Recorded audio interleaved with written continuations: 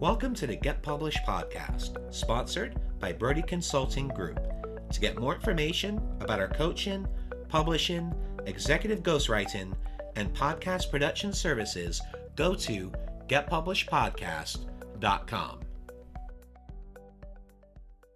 Hello, I am Paul Brodie, and thank you for joining us for another episode of the Get Published podcast, where we help authors get published with a proven system that works. Today, we're being joined by Sam McRoberts, author of Screw the Zoo, Escape from Your Cage, Free Your Mind, and Take Over the World. Sam, welcome to the show. Thanks for having me, Paul. Good to be here. Are you ready to get started? I'm ready. All right. Question number 1. What is the one piece of advice that you would give to a first-time author who is currently writing their book? I would say to really understand why you want to write a book, dig into your motivations. I feel like there's a ton of books that are published, but very, very few that are excellent. And sometimes, you think maybe you have a book in you, but it's not enough, not amazing. I don't know. There are a lot of books that I read that are decent, but they might have made a better blog post or series of blog posts than a book. So I would say carefully consider what you're trying to write. If it's something that it resonates with you so strongly, you have to get it out or you won't be able to feel satisfied, that's a great reason. Or if you have a set of life experiences that you're finding resonate with a lot of people that you talk to about them, that's another great reason. But if you think, I'd just like to write a book, or I want to become rich and famous from writing a book, I would reconsider. And what do you feel is the hardest part about getting published? I think it's going to depend on whether or not you're going traditional publishing or self-publishing. If self-publishing, everything but the writing, I would say the writing is actually the easiest part. All of the other stuff that comes after is a mountain of work, which is probably why when you go the traditional publishing route, you only keep 10 to 20% of the revenue from the book because of all of the stuff that the publisher has to deal with. So I think all of the things aside from writing are the most difficult part about publishing a book. And which route did you go, traditional or indie? I did self-publishing. I really wanted to understand all the pieces of how it's done. My plan was to do that and then down the road consider if I did want to do another book, I'd do traditional published next time. But before I want to go with the traditional publisher, I felt it was important to understand all of the different pieces. And I couldn't think of a better way than to do all of it myself. Well, let's talk about marketing. So please share a marketing strategy that you have used in your book launch that worked well. So I tested a lot of different things. I actually found BookBub, doing a BookBub promotion was very effective when I launched. I think I moved, 10,000 copies that way, which was great. The second most effective was I have a handful of friends who write for major publications like Forbes, Inc., Entrepreneur, and I was able to get an interview done on Forbes and then blurbs in a handful of other places that were very, very helpful. Now, in regards to the BookBub Promo, was that a free promo or was it 99 cents? So I've done both. Both were very effective. The 99, doing 99 cents or $1.99, doing the paid ones, much less so. I did the free promo primarily to get a bunch of reviews out of the gate. And I found that running a free promo was great. Once you had a number of good reviews, you could do the paid promo, and that's much more effective. Well, and also with BookBub too, one thing I've discovered is typically when you are offering a book at the free price point, that does typically increase your chances of them actually choosing you because there's so much competition out there. And the fact that you had your book chosen is incredible because it is very difficult to get a promo with them. Interesting. I didn't know that. Yep. A lot of competition out there. That's awesome. So you used the BookBub Promo. You've reached out to friends who wrote for different magazines. You mentioned Forbes. Which were some of the others? Forbes, Inc., Entrepreneur, and then I started doing the podcast rounds not too long after that, which was very helpful. Yeah, so before the show we were talking, and you have been on Entrepreneur on Fire and also Smart Passive Income. So how did you get on those shows? What was your approach? So Smart Passive Income, I was actually introed from one of my friends, Neil Patel. Pat needed some help with the website. I did an audit for him. And afterwards, he was like, hey, I'd love to have you as a guest on the show. So did an episode there, and then a couple other things with him after. So that was great. And then for Entrepreneur on Fire, I just reached out directly to John. We had a mutual acquaintance, and he had me on. Yeah, that is a prime example about how your network is your net worth. Yes, who you know matters an enormous amount. And so I think always being willing to reach out to people, do favors, try and build those relationships, critical. So which other podcast shows have you been on besides those two? Garlic Marketing, I just did the Expat Money Show recently, a couple of others that I can't think of at the moment, and now yours. Well, the reason I mention it is that you bring up such a great point, because typically, as we've seen here, you have used a multifaceted approach. You have utilized BookBub, you have utilized your network to be able to be part in interviews for Forbes and Inc. and Entrepreneur, and also getting on different podcasts. So you've used a great approach to get into these three different things, and that's why I wanted to take a little deeper dive, because I think one thing people I think get a little nervous about is utilizing those friendships, but that's the whole point of having a network, is to be able to utilize it to help them, but also to help you, especially when you have a book coming out where you can get on these types of podcasts. Definitely.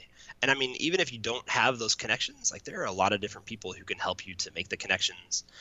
You can, figure out the places where you think you'd like to be and find some way to help those people out. Reciprocity. People are almost always willing to pay back when you do something kind for them. And then, I threw a lot of other things against the wall trying to figure out what did and didn't work. Twitter ads, Facebook ads. I've been playing around recently just learning the Amazon ad system. There are a lot of things that you can do to help promote your book. And some work, some don't work. Some, work sometimes. Some of it has to do with timing. There's a ton. Yeah, it definitely is a pasta mentality. You got to throw it up there and just see what sticks. But clearly you have some great strategies here, so I definitely appreciate you sharing that with our audience. Let's talk about your favorite book. So what is your favorite book, and what was the number one thing that you learned from it? I'd say my favorite book, nonfiction, would be The 4-Hour Workweek by Tim Ferriss. And when I read it when it first came out in 2007. And it was the first time I'd ever heard anybody express the concept of income per hour worked and optimizing that figure, right? You get a job, you get paid so much per hour, and that's just kind of it. But I'd never really understood all of the different ways that you could optimize to make more in an hour without having to put in more effort. Or even the opposite, less effort and more money for that time. And hearing the way that Tim explained his viewpoints on efficiency and outsourcing and streamlining and doing all of those things to get more out of your time was amazing for me. And since we all, we have no idea how much time we have, it's a limited amount. At some point in time, we're going to run out. So making the most out of every minute of your day is a message that resonated a lot. Yeah, maximizing your time, it makes such a difference when you can maximize it. Because my first job, I think I was making $5 or $6 an hour. And I, even in my early 20s, I was only making $8 to $10 an hour. So hearing this message in the 4-Hour Workweek, I was like, wow, that's you can make thousands of dollars per hour doing stuff from home on a laptop. No way. But, it led me down quite the rabbit hole. It's an interesting world, and it's amazing just how much you can really accomplish if you learn to think with that mindset. Absolutely. And for a final question, what is your favorite quote and why? Oh man, I have a lot of favorite quotes. I would say one of my favorites is from John Lennon. So almost more of a little mini story than a quote, but he said, when I was 5 years old, my mother always told me that happiness was the key to life. When I went to school, they asked me what I wanted to be when I grew up. I wrote down happy. They told me I didn't understand the assignment, and I told them they didn't understand life. And for me, I've always been driven by the kind of intertwined concepts of freedom and happiness. And so understanding that, from my perspective, I think the purpose of life is to be happy, to figure out how to make yourself as happy as you can. And, closely tied to that, helping the people around you to be happier. So that quote resonated with me a lot as well. Yeah, Hemingway said it best. It's not about the destination, it's about the journey. And I just think in philosophy, that journey is to be happy to enjoy what you're doing, to love what you do, and if you can make a career out of doing it, well, that's freaking awesome. Yes. Yeah, focusing on the journey instead of the destination is critical. Because then a lot of times you're gaining the most utility and the most happiness out of that journey.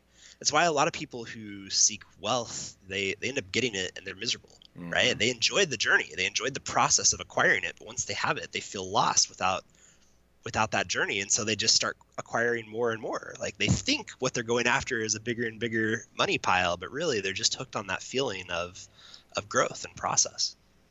Yeah, there's only so many houses, so many cars, so many planes that you can have. At the end of the day, it's just about being happy and enjoying life. And you don't need to make $1 million to do that. Yeah, and in a lot of cases, less is more. You know, as long as your basic needs are taken care of and you're surrounded by good people, you don't need much more. Yeah, a question was asked to me earlier this year. They're like, well, hey, man, your publishing company is doing great. You must be making tons of money.